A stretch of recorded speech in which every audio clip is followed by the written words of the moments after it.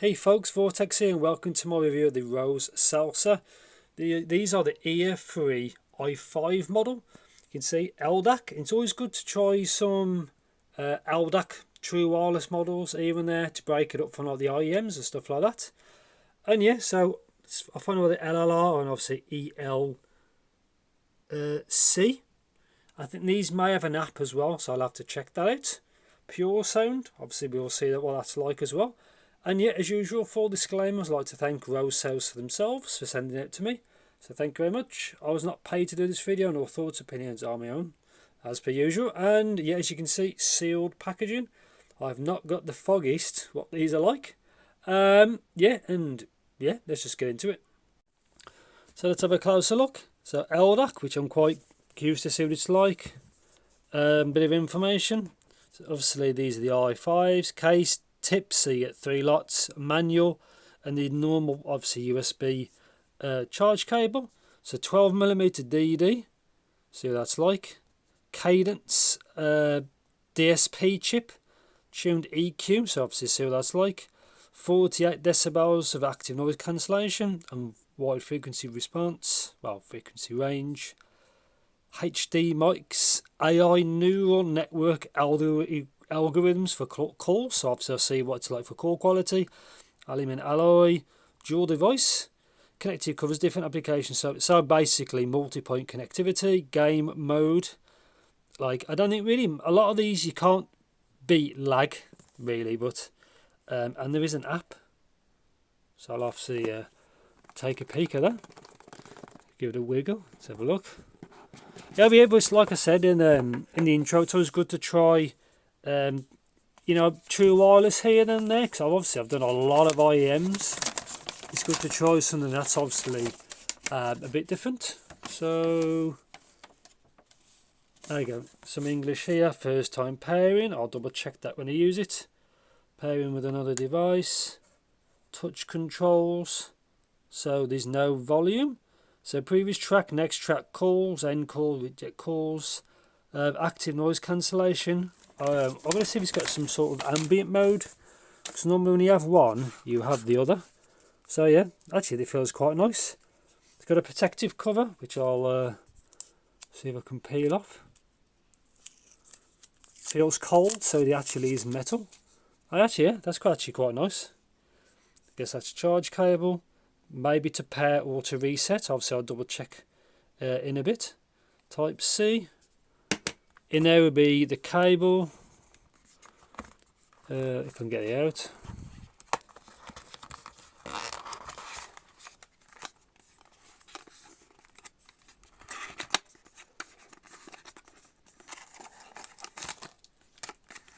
Okay, so it's all in the on side. So type C cable, which is short. Type A to type C. Again, you could probably use your phone cable as well. Tips, I guess, is small and large. Let's just get one of these out. Yeah, design is generic, but doesn't mean bad. Yeah, so again, I have no idea what these are like. I'm going to charge them up, try the app, and yeah, I'll see you in the future. Yeah, see you in the next clip. So welcome to my review section of the Roseselsa Earfree i5, and the I stands for International 5, as you can see there. Useful for tuning, but obviously I'll get to that in a bit. So before I get any further, microphone test. So I'm going to put a mic test on now, and just let me know what you think. This is a quick microphone test of the Roseselsa Earfree i5s. As you can see, I'm just using them in a quiet room. I use them in stereo. I'm not using any multi-point kind of connectivity. And yeah, this is just what they sound like. And yeah, so I think the mic test you just heard better than I expected, really. So there's also an app. So I'm also now going to overlay just a few parts of the app. Now it's very full featured, as you can see, but there's like only things that really missing is like PEQ. Now there's 4 EQs, which I'll talk about later on. You can't make your own EQ. If they do a PEQ, that'd be awesome, but there's only 4. But you need the app to do like multi-point connectivity, and if you enable that, it falls back to like SBC AAC, so just bear that in mind. About mapping controls, You can see it's got like the anti-wind stuff like that.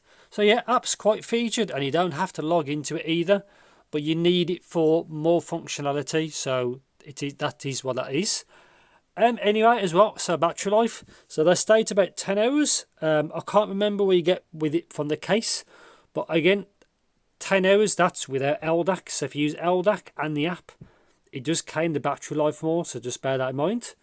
And that's it. So controls and stuff like this. So obviously this is the case as well. That's for resetting them. Really nice build. Yeah, one thing to note, these are the medium tips fitted. Large tips won't fit in the case. Big oversight. Thought I'd let you know about that. So mine's just kind of really light mint greeny blue kind of colour. It's not too bad. There's no control to turn them off. Now, you know, sometimes you want to power them off. You can't do that. The only way you turn them off is either they go flat, which I don't recommend, or you put them back in the case. And obviously this is the shell, super generic, but it works really. I didn't really have any issues with comfort. And yeah, so just take one of these tips off. Very similar oval shape that a few companies tend to use. Kind of a mesh grill on the front. And yeah, so thing is with these, the sound varies quite a bit.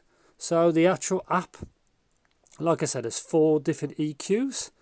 3 of them are closer than others, and 1 is quite different, but I'll talk about that in a bit.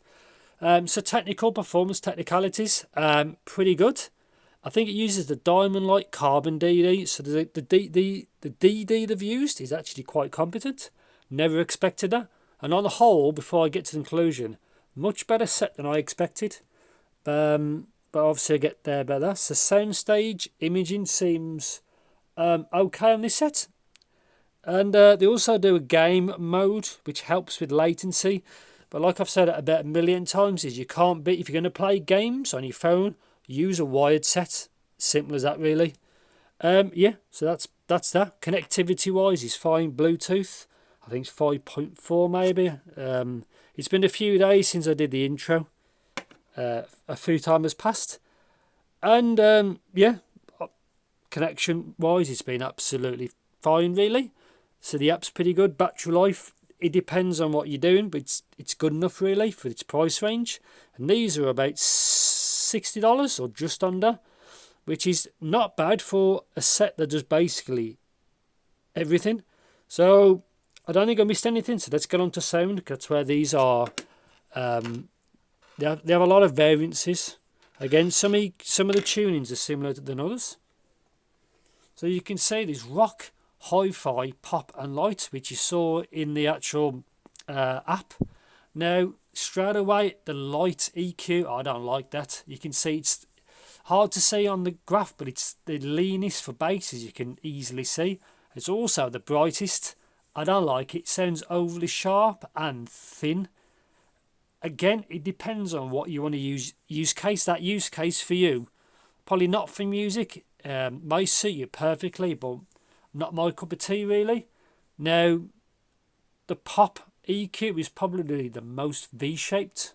So it has the most... It depends how you equalise a graph, but this is equalised about 1k just for how it works. Pop's got the most V-shape, as you can see. Most treble, well, 3k-ish. And the 5k peak, that little peak there.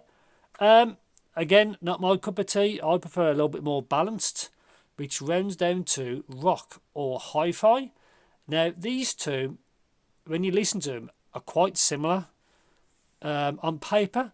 So hi-fi, I think, is slightly more low-end, slightly, and slightly more 3 and 5k.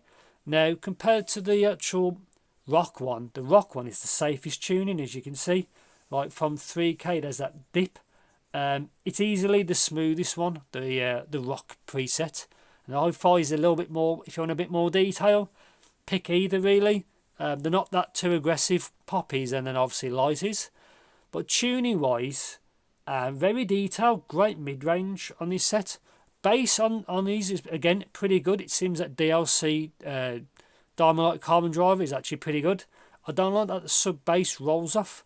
Less of a deal than you expect because more music has You want mid bass over sub bass, in my opinion, because more music has that.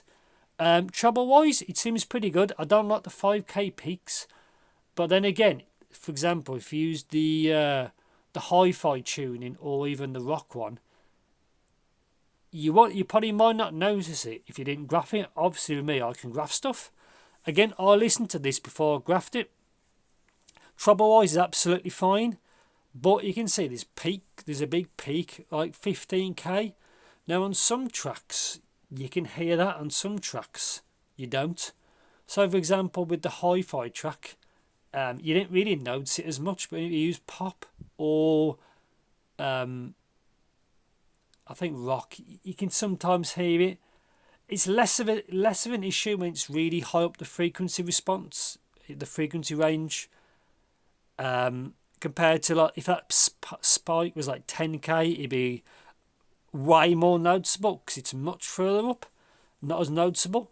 But anyway, overall, good set. I like that the EQ does a few options. Again, I prefer either the rock one or the hi-fi.